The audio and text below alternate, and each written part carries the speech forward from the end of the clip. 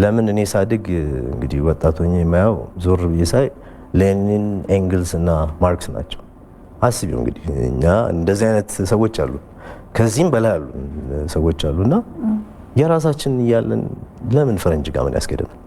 እኛ በራሳችን ኮርተን ታሪክ ደግሞ ትምህርት ነው ይባላል አይደል? ትምህርት ያስተምራል ይላል። እንደዚህ አይነት አስተማሪ ሰዎች እያሉ በስራቸው መማር እየቻለን የራሳችንን ነው እንጂ ማክበር ያለብን የራሳችንን ነው እንጂ ከራሳችን ነው መማር ያለብን። አሁን እንደዚህ አይነት ሰዎች ስለ አቶ ከተማውን ፈረንጅ ሀገር አይማሩ። ለምን ነው የሚማሩት? የራሳቸውን ሰው ነው የሚማሩት። እና እኛም እንዲህ አይነት ልማድ መምጣት አለበት። የሀገራችንን ሰዎች ማክበር አለብን። የሰሩ ሰዎችን ከነሱ ደግሞ መማር አለብን። ለምን ምሳሌ ይሆናሉ ለወጣቶች። አሁን የምለው ነገር ነው። ብዙ ከተማ ይፍሮች ቢኖሩ ኢትዮጵያ ውስጥ ይጠቅማል እንጂ አይጎዳም። አንድ ወቅት ክብርት ፕሬዝዳንት ሳህለወርቅ ዘውዴን ኢንተርቪው ባረኩበት ወቅት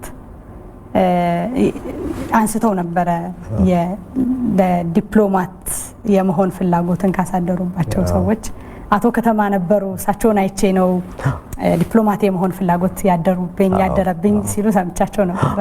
አዎ እንዲያውም አግኝተውት አናግረውታል እና ደስ ነው ያለው። አምባሳደር ሆኖ ነው ያገኛቸው እና ደስ ነው ያላቸው። እሳቸው እንዲያውም አሁን የእንግሊዝኛው መጽሐፍ ይሄ ፎርወርድ የጻፉልኝ እሳቸው ናቸው።